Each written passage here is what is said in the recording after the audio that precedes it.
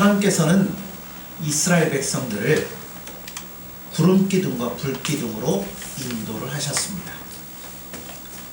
그런데 특히 블레셋 사람들이 있는 지름길로 인도하지 않으셨습니다. 그렇다고 해서 시내산이 있는 광야 쪽으로도 인도하신 것이 아닙니다. 오히려 애굽을 떠나 왔던 길을 다시금 되돌아가도록 하셨습니다.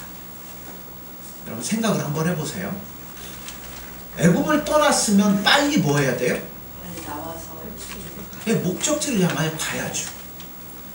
재빨리 해변대로를 타고 가나안 땅으로 가든지 아니면 시내산을 바라보고 남동쪽으로 가든지 가야 되는 거예요. 그런데 이스라엘 백성이 뭘 하냐면 아주 자신있게 본무도 당당하게 나왔는데 어디로 가야 될지를 모르는 것처럼 방황을 하고 있습니다. 힘차게 나갈 때와는 달리 길을 잃고 방황하고 있는 모습을 볼 때 바로가 어땠을까요?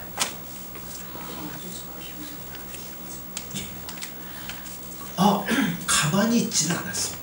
그리고 모든 군사력을 다 동원해서 이스라엘 백성들을 추격하기 시작했습니다.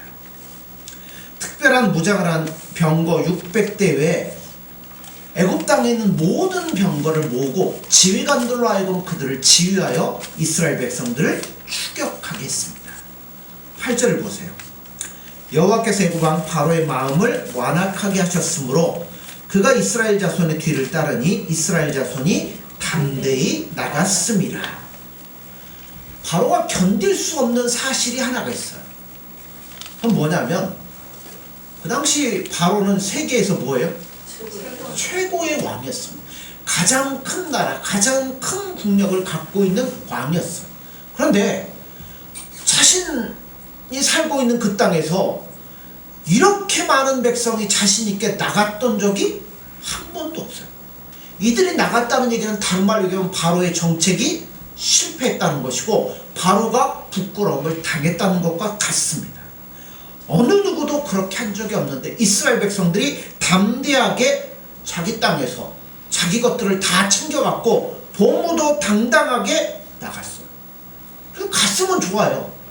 근데 가다가 말고 뭐예요? 멈추더니 방황을 하기 시작합니다. 우왕좌왕 하는 모습을 볼 때 바로의 마음이 어떻겠어요?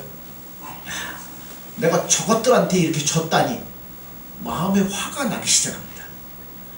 그렇게 해서 바로의 마음은 다시 한번 하나님의 백성들에 대해서 교만해지기 시작했습니다.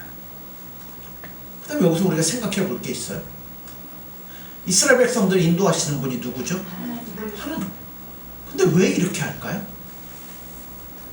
출애굽을 했으면 빨리 데리고 가든지 어떻게 하든지 해야지 왜 갈 길을 모르는 것처럼 방황하면서 바로의 눈앞에서 이러고 있도록 만들었을까요?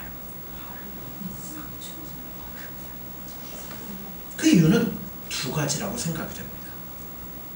하나는 먼저 세상 사람들로 하여금 이스라엘 백성들에 대해서 다시 한번 생각해 보도록 하기 위한 거예요. 자, 이거를 오늘 뭘로 보냐면 우리가 예수님의 은혜로 구원함을 받았잖아요. 우리도 세상에서 뭐 한 거예요? 출애굽을 한 거예요. 그러면 하나님 인도하는 대로 쭉 가야 되는데 우리 뭐 할 때가 많아요? 방황할 때가 많잖아요. 그럴 때 세상 사람들이 우리를 볼 거라는 거죠. 어떻게 보라는 얘기예요. 자, 이런 얘기죠. 이스라엘 백성들이 당당하게 걸어 나간 후에 다시 혼란에 빠지고 방황한다고 할지라도 그들을 업신여기고 다시 공격할 대상이 아니라는 것을 보여주기 위해서 하나님이 이러한 일을 계획하고 계신 겁니다. 자, 이미 한 번 떠난 후에는 옛날의 히브리 노예들이 아닙니다. 우리가 예수님의 은혜로 죄로부터 떠난 이후에는 이제는 다시 죄의 노예가 아니라는 겁니다. 바로는 그런데 뭘로 생각했어요? 이미 떠났음에도 불구하고 노예로 생각하고 있었다는 겁니다. 그러나 그들은 이미 어린 양의 피로 구속된 백성들입니다. 그들이 가던 길을 다시 돌이켜서 길을 잃고 방황할 때 세상이 그들에게 간섭하고 공격하는 것은 이미 자기들이 할 수 있는 범위를 떠난 겁니다. 이건 누구를 대적하는 거예요? 하나님을 대적하는 것과 똑같다는 겁니다. 두 번째는, 첫 번째가 세상이라면 두 번째는 누구예요? 이스라엘 백성들로 하여금 깨닫도록 하기 위한 겁니다. 자, 이스라엘 백성들이 몇 가지 재앙을 봤어요? 10가지 재앙을 봤어요. 막 우박이 떨어지고 장자가 죽고 애굽에 막 저녁에 울음이 죽음이 가득한 걸 봤어요. 그리고 나옵니다. 나올 때 어떤 마음으로 나왔어요? 여기 아까 우리가 8절 읽었죠. 어떻게 나갔다고요? 자손이 담대히 나갔다는 게 뭐예요? 어깨에 힘을 잔뜩 주고요, 자신있게 나갔다는 거예요. 이스라엘 백성들이 본모도 당당하게 애굽을 떠날 때 그들은 이제 뭐 하나님이 하니까 다 할 수 있다고 생각을 했어요. 그런데 전혀 아니에요. 그들의 중심은 바꿔진 게 아무것도 없다는 겁니다. 여러분, 우리가 처음 예수 믿고 예수님을 막 경험하고 나오면 뭐예요? 막 날아갈 것 같죠? 세상의 모든 거 다 할 것 같아요. 그런데 조금 지나면 어때요? 또 넘어져. 왜요? 우리 중심이 바꿔지지 않기 때문에 그런 일들이 있다는 거죠. 그들은 바로의 밑에서 노예 생활을 할 때와 지금 출애굽할 때 전혀 달라진 게 없어요. 아직 하나님을 의지해서 무엇인가를 한다는 것에 대해서 전혀 모르고 있다는 겁니다. 그저 바라는 게 있다면 이제 하나님 우리와 함께 하니까, 예수님 믿고 나면 모든 길이 평탄해서 어떤 어려움에도 빠지지 않고 모든 것이 그저 잘 될 줄로만 생각을 하고 있다는 거예요. 그러나 여러분, 믿음의 길은 그런 게 아닙니다. 믿음의 길은 어떤 길이에요? 믿음의 길은요, 싸움의 길입니다. 날마다 예수님 붙잡고 내 안에 있는 죄와 내 본성과 싸워서 예수님이 기뻐하는 곳으로 한 걸음 한 걸음 움직이는 것이 믿음의 길이에요. 그러니까 어떻게 보면 용사의 길이라는 거죠. 그런데 아직 이스라엘 백성들은 노예이지 영적인 전쟁을 치를 준비가 전혀 되어 있지 않습니다. 이적 경험했다고요? 그거 몇 번 봤다고요? 달라지지 않습니다. 그들은 잠시 방황 후에 다시 바로가 쳐들어오는 과정을 통해서 나의 상태가 어떠한지, 내 목적이 무엇인지를 분명히 하기를 하나님은 원하셨다는 겁니다. 그래서 이렇게 인도를 하신 거예요. 자, 11절, 12절 보세요. 그들이 또 모세에게 이르되 애굽에 매장지가 없어서 당신이 우리를 이끌어내어 이 광야에서 죽게 하느냐? 어찌하여 당신이 우리를 애굽에서 이끌어내어 우리에게 이같이 하느냐? 우리가 애굽에서 당신에게 이른 말이 이것이 아니냐? 이르기를 우리를 내버려 두라. 우리가 애굽 사람을 섬길 것이라 하지 아니하더냐? 애굽 사람을 섬기는 것이 광야에서 죽는 것보다 낫겠노라. 이 같은 말이 어린 양의 피로 구속함을 받은 백성들의 입에서 나왔다고 생각할 수 있습니까? 우리들의 귀를 의심하지 않을 수가 없어요. 그들이 자기들이 할 수 있는 가장 악한 말들을 하나님 앞에서 모세에게 쏟아붓고 있다는 겁니다. 뭔 말이에요? 왜 애굽에 매장지가 없어가지고 여기까지 끌고 와서 우리를 다 죽이려고 하느냐? 이게 10가지 재앙을 목격한 자들의 입에서 나오는 말이에요. 그들은 모세에게 이렇게 말도 하죠. 우리는 바로를 섬기는 게 더 좋은데 왜 이렇게 탈출을 시켜가지고 오도 가도 못하고 여기서 꼼짝없이 죽게 만드느냐? 이렇게 얘기를 하는 겁니다. 자기들은 처음부터 애굽에서 노예 생활하는 게 뭐하다고요? 더 좋았다는 겁니다. 전혀, 다른 말로 하면 전혀 구원받고 싶지 않았다는 겁니다. 거기서 그냥 노예로 생활하고 있는 싶은데 왜 억지로 끌고 와서 이런 고생을 시키느냐는 겁니다. 근데요, 이게 누구의 모습이냐면 바로 저와 여러분, 우리의 모습이에요. 우리가 예수 믿고 난 후에 어떤 일이 우리의 뜻대로 되지 않으면 여러분 후회에 빠질 때가 있습니다. 어떤 분들은 그래요. 내가 왜 예수님을 믿어갖고 내가 이런 상태에 빠졌는지. 차라리 세상 방식으로 그냥 마음껏 살다가 나이 먹어갖고 죽기 한 2년 전쯤 해가지고 예수님 믿어갖고 가면 얼마나 좋을까, 이런 얘기들 합니다. 그리고 영적으로 침체가 되면 그 문제를 해결할 수 있는 사람을 찾아가야 되는데 그러지 않고 누구한테 가요? 같이 욕할 사람을 찾아가지고 실컷 그냥 욕하고 마는 거예요. 여러분, 이스라엘 백성들이 하는 소리를 누가 들으실까요? 그때 하나님의 마음이 어떨까요? 오늘 우리들로 얘기를 해보죠. 나는 세상이 좋은데 왜 구원해가지고 하나님 이렇게 만듭니까? 그때 자신의 아들을 희생시켜서 우리를 구원하셨던 하나님의 마음은 어떨까요? 예수님의 마음은 어떨까요? 지금 이스라엘 백성들이 하고 있는 게 그거고, 우리들에게 나타난 모습들이 이런 겁니다. 하나님의 가슴 속에 영원히 이 말들이 새겨졌을 거라고 저는 생각을 합니다. 우리도 그래요. 우리도 구원받은 기쁨을 노래한 후에 절망과 좌절에 빠질 때가 참 많아요. 자, 여기서 이렇게 그냥 욕을 쏟아부었다가 조금 있다가 어떤 일이 발생하죠? 홍해가 갈라지고 마른 땅을 밟고 건너가요. 근데 불과 3일 뒤에 또 뭐예요? 물 없다고 하나님을 원망하고 불평하는 일이 있습니다. 이럴 때 보면 꼭 나는 구원받고 싶지 않은데 왜 나로 하여금 이런 어려움에 빠지게 하느냐고 말들을 할 때가 있어요. 왜 그러냐면 구원은 받았지만 우리 안에 있는 이 본성은 쉽게 바꿔지지 않는다는 겁니다. 여러분, 이게 바꿔지는 이게 제일 중요한 거예요. 무엇보다도. 이게 바꿔지려면 어떻게 해야 돼요? 예, 방법 없어요. 많이 맞는 것밖에는 방법이 없어. 많이 이 어려움 가운데서 누구를 붙잡아요? 예수님을 붙잡고 그분이 나와 동행하는 것을 경험하고 느끼게 될 때 우리의 본성이 조금씩 바꿔지기 시작하는 겁니다. 이거를 제일 잘 보여준 게 누구냐면 이따 얘기하겠지만 모세는 많이 넘어졌어요. 많이 실패했어요. 여러분, 도망도 갔어요. 그 40년 동안 철저하게 낮아지는 훈련도 받았어요. 그러다 보니까 뭐예요? 어떤 것에도 잘 흔들리지 않는 사람이 되더라는 겁니다. 여러분, 교회 천사들만 모였다고 절대 생각하지 마십시오. 바로 이런 자들의 모임이 교회인 거예요. 정말 하나님의 은혜가 아니라면 우리는 구원받을 수 있는 사람이 아무도 없습니다. 여러분, 구원받을 자격 있으십니까? 전혀 없습니다. 바로 하나님께서는 그것을 가르쳐 주시기 위해서 이스라엘 백성을 오도 가도 못하고 답답한 상황에 몰아넣은 겁니다. 우리도 그래요. 때로 우리도 하나님이 예수님이 답답한 상황에 몰아넣으셔서 네가 정말 뭘 붙잡아야 되는지, 너의 상태가 어떤 건지를 분명히 알도록 하실 때가 있다는 겁니다.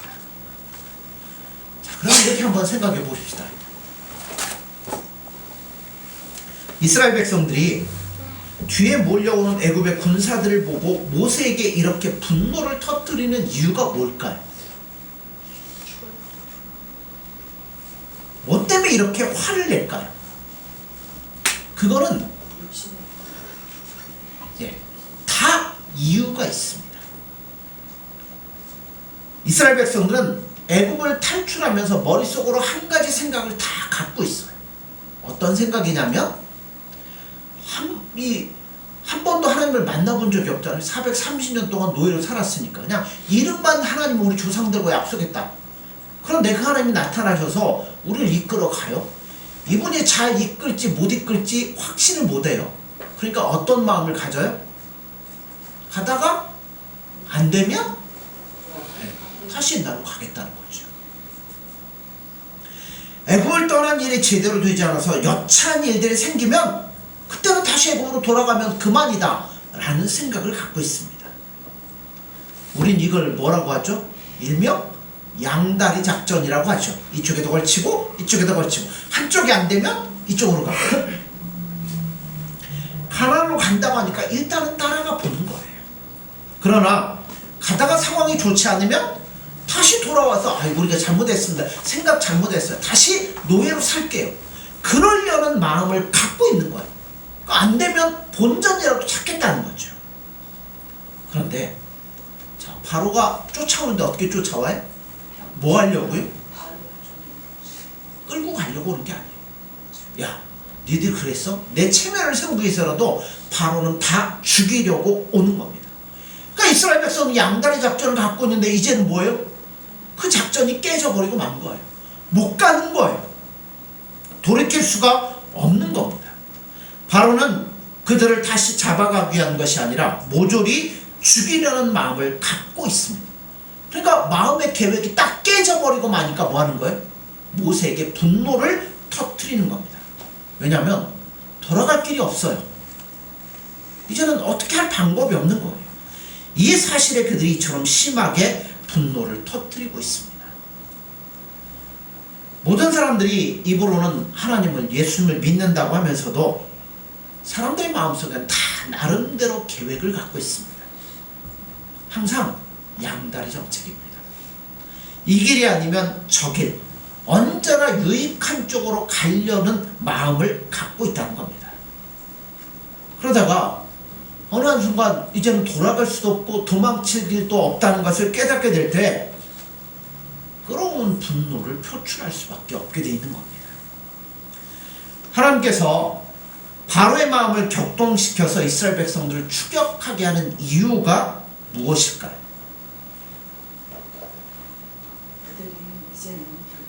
그렇죠. 이스라엘 백성이 초점이에요. 이 길은 다시 돌이킬 수 없다라는 것을 확인시켜주기 위해서 방황하도록 만들고 바로가 쫓아오도록 만든다는 겁니다. 다시 세상으로 돌아갈 수 없습니다. 다시는 옛날 자기 방식으로 돌아갈 수 없습니다. 그거는 죽는 거예요. 요즘이라고 할 수는 없죠. 때로는 교인들이 순수하지 못하다라는 생각을 할 때가 있습니다. 어떤 의미에 순수하지 못하냐면 요즘 인터넷도 유튜버도 있고 하여튼 그렇잖아요. 그래서 여기저기에서 많은 것들을 듣는데 어떤 걸 듣냐면 자기에게 유익한 걸 들어요. 그래서 진리를 절대화시키지 않습니다. 항상 상대화를 시켜요. 그런데 이것보다 더 불신앙은 없습니다. 세상과 하나님 양쪽을 다 가지려면 진리를 어떻게 되면 구부려 놓는 것밖에는 방법이 없어요. 근데 그게 안 되면 분노를 쏟아놓을 수밖에 없다는 겁니다. 그러므로 여러분, 처음부터 분명히 하세요. 우리가 믿는 이 믿음의 길은 다시는 돌아갈 수 없는 길입니다. 그 길은요, 영원한 멸망이 있는 길이에요. 우리가 그 길로 돌아가면 우리도 죽는 거예요. 만약 어느 정도 믿다가 다시 돌아갈 수 있는 사람이 있다고 하면 그 사람은 처음부터 시작도 안 한 것입니다. 갈 수 있는 길은 오직 하나밖에 없습니다. 우리가 생각하지도 못했고, 그러니까 이스라엘 백성들이 볼 때는 갈 수 있는 길이 없어요. 그죠? 앞으로도 못 가고 뒤로도 못 가고 아무것도 못 하는 거죠. 그런데 길은 있다라는 거죠.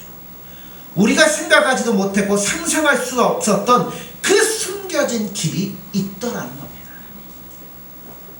우리는 옛날로 돌아갈 수 없습니다. 아무리 옛날 방식으로 취직을 하려고 해도 안 되고요, 결혼을 하려고 해도 안 되고요, 모든 것들은 다 지나가 버린 겁니다. 이게 정상적이에요. 내가 무능해서 그런 것도 아니고요, 그렇게 하고 싶어서 그렇게 된 것도 아닙니다. 하나님이 막으시는 거예요. 얘들아, 이 길은 아니야. 오직 이 길밖에 없어. 그거를 가르쳐주기 위해서 세상적인 방법을 막으시는 겁니다. 그러므로 여러분, 답답할 때 어떻게 하시냐면 감사할 줄 아셔야 돼요. 세상이 그처럼 우리를 무섭게 거부하고 우리가 발붙일 수 있는 여지를 조금도 주지 않고 우리가 그런 식으로 시도할 때마다 늘 실패하게 하시는 하나님께 감사하십시오. 하나님은 양다리 작전을 안 좋아하셔요. 하나만 보고 나갈 때 하나님이 인도해 주시는 겁니다. 그러므로 여러분 스스로 생각해 보세요. 내가 혹시 세상과 양다리 쓰고 있는 건 아닌가? 아니면 내 나름대로 하나님을 믿는다고 나름대로의 어떤 보관을 가지고 있지는 않는가? 그렇다면 언젠가 분명 선택할 수밖에 없는 순간이 올 거라는 겁니다. 나라고 해서 예외가 아니에요.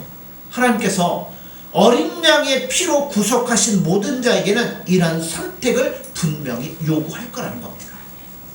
그리고 기억해야 될 것은 돌아가는 길은 죽는 길이라는 겁니다. 자, 이제 마지막으로 하나 남았어요. 이렇게 분노하는 이스라엘 백성들 앞에서 모세는 어떠한 자세를 보이고 있습니까? 자, 13절을 보시죠. 얼마나 이게 신나는 구절인지 몰라요. 모세가 백성에 이르되 너희는 두려워하지 말고 가만히 서서 여호와께서 오늘 너희를 위하여 행하시는 구원을 보라. 너희가 오늘 본 애굽 사람을 영원히 다시 보지 아니하리라. 뒤에서는 애굽의 군대가 쳐들어오고 앞에서는 이스라엘 백성들이 뭐예요? 욕하고 소리 지르는데 모세는 어떻게 이런 자세를 취할 수 있었을까요? 모세는 이미 체험으로 알아요. 많이 경험했기 때문에. 이런 경우에는 어김없이 하나님께서 큰 구원을 베푸신다는 것을 알고 있기 때문이라는 겁니다. 그래서 우리가 예수님하고 붙어 있어야 되는 이유가 그거예요.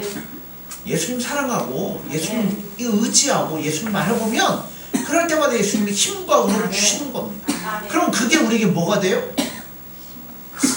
경험이 되고 그것이 쌓이고 쌓여서 믿음이 두터워지고 커지기 시작하는 겁니다. 그럼 다음에 이런 일들이 발생하면 뭐예요? 흔들리지 않는 거죠. 바로 모세와 같은 거예요. 이 광야에서 왔던 길을 되돌아가게 한 분이 누구십니까? 하나님이십니다. 이런 좋지 못한 곳에 진을 치게 하신 분이 누굽니까? 하나님이십니다. 이처럼 위태로운 상황에 몰아넣으신 분이 누구십니까? 하나님이십니다. 하나님이 하신 거예요. 하나님께서는 자신이 일으키신 일에 대해서는 끝까지 책임을 지십니다. 아멘. 아무리 길이 없는 것처럼 보여도 하나님은 다 계획이 있고 길이 있으신 분이에요. 그래서 뭐예요? 우리는 아무리 봐도 눈을 씻고 봐도 길이 없는데 하나님 뭐예요? 바다 속에다가 길 하나를 감춰놓고 계신 거예요. 어느 누가 바다 속의 길로 갈 수 있다고 여러분 상상이나 했겠어요? 우리가 믿음으로 예수님 바라보며 나아가다 보면 막 답답한 순간 이 꽉 막힌 것 같은 환경에 있는데 어디를 봐도 길이 안 보여요. 그런데 하나님 뭐 하시는 거예요? 길을 만들어 놓고 계시는 겁니다. 예수님은 하실 수 있는 분입니다. 어느 누구도 측량할 수 없는 지혜와 능력이 예수님께는 있습니다. 이 지혜가 하나님의 백성과 세상의 이 세력들을 영원히 갈라놓는 경계선인 거예요. 우리는 어떠한 일이 있어도 예수님을 붙잡고 나가는 겁니다. 모세가 이 사실을 알았어요. 지금까지 하나님께서 의도하신 것이 한 번도 실패한 적이 없다는 것을 모세는 알고 있었다는 겁니다. 이게 모세의 믿음이었어요. 그러니까 앞에서는 백성들이 원망하고 욕하고 뒤에는 바로의 군대가 쳐들어오고 앞에는 홍해가 있고 좌우는 산이 있어 도망을 못 가도 모세는 흔들리지 않습니다. 너희들은 가만히 서 있어라. 이제 하나님이 일하실 것이다. 얼마나 재밌습니까? 우리는 안정된 길을 가고 싶습니다. 누구나 마찬가지예요. 저조차도 안정된 길로 가고 싶습니다. 그러나 하나님께서 인도하는 길은 결코 안정된 길이 아닙니다. 남이 다 예측할 수 있는 길을 평안하게 걸어간다는 것은 적어도 우리들에게는 해당이 안 됩니다.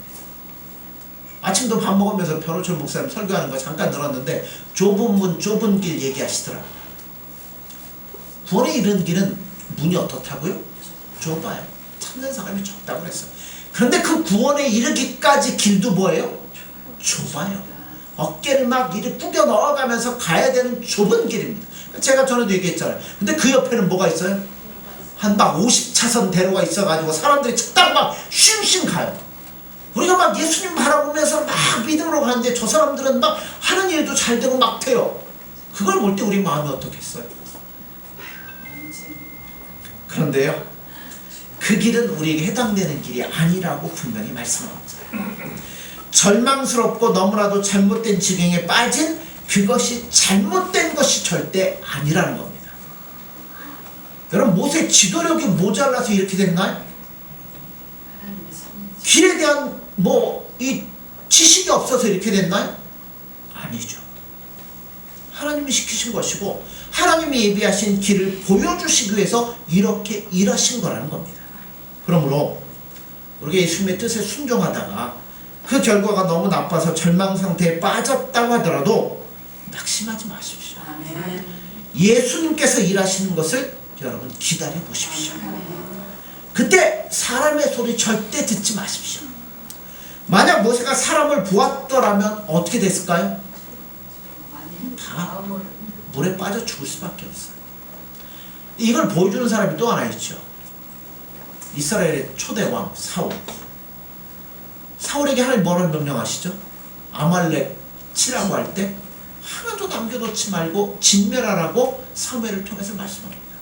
그런데 이 사울은 누구의 말을 들었어요? 내 속에 있는 이 마음과, 그죠? 사람들의 소리에 귀를 기울인 나머지 하나님의 명령을 어겨버리고 맙니다.